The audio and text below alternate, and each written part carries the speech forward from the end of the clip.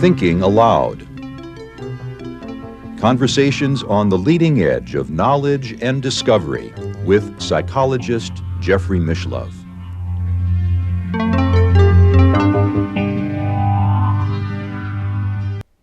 Hello, I'm Jeffrey Mishlove. Today I'd like to tell you about my great Uncle Harry and how I had a dream about him that changed my life.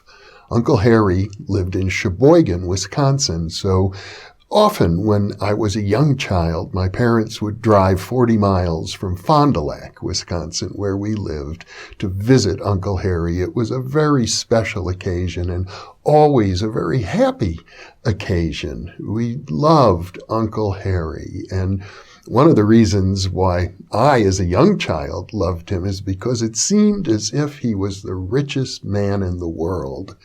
Not that he had wealth in terms of money. In fact, he lived behind a tiny little corner grocery store that he ran with my Aunt Sally. But whenever I visited, we would walk into the store and he would open up the cooler where he had a huge supply of Eskimo pies, and he would hand an Eskimo pie to each of the children. Now, I knew that Uncle Harry was a religious man. In fact, he was the president of the Orthodox Jewish congregation in Sheboygan. It was a tiny congregation there. But I knew very little else about him growing up, and by the time I got to college, well, I hadn't seen Uncle Harry probably in over 10 years.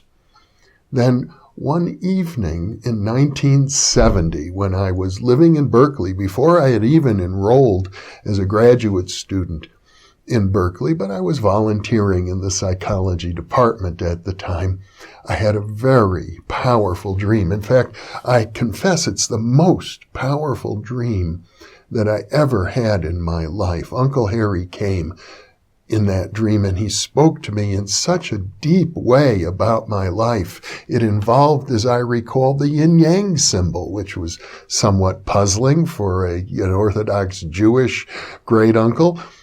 And he was also, I will admit, very critical about my attitude towards women, because I have been a feminist for most of my adult life. I believe that men and women are equal.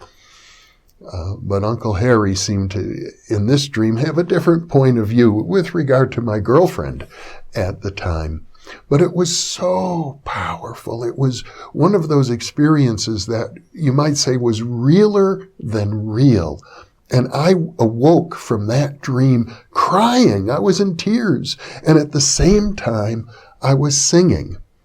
I was singing a song that will be familiar to those viewers who are Jewish. It was a song that is sung at the height of the religious ceremony for the high holy holidays, Rosh Hashanah and Yom Kippur, especially Yom Kippur.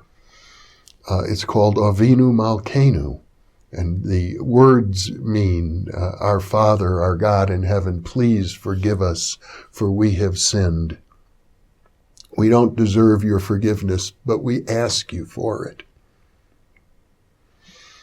It's a very profound song. Avinu Malkeinu, Hanenu Vanenu. Avinu Malkeinu, Hanenu Vanenu, V'hoshienu. Osei imanu tzedakah v'chesed. Osei imanu tzedakah v'chesed v'hoshienu.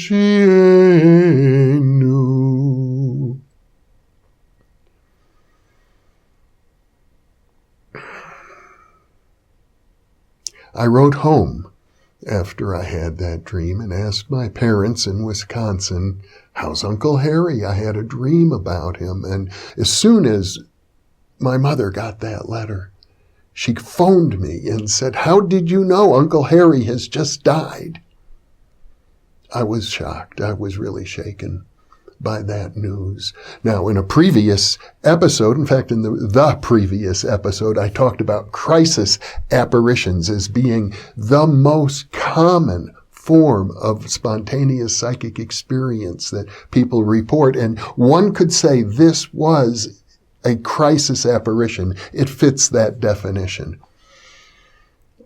But I began asking around of my professors. I began describing what had happened, and they weren't my professors at the time because I was really a volunteer in the psychology department, but I discovered quickly that the professors of psychology had nothing intelligent to say about that kind of an experience. And really, that's when I developed my resolve to become an expert in these things, because I saw that there weren't any other experts I could go to, certainly not at the university.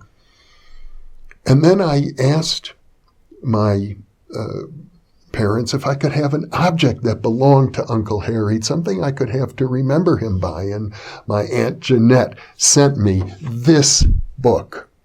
It's a Yiddish book, and she said, "This is Uncle Harry's favorite book."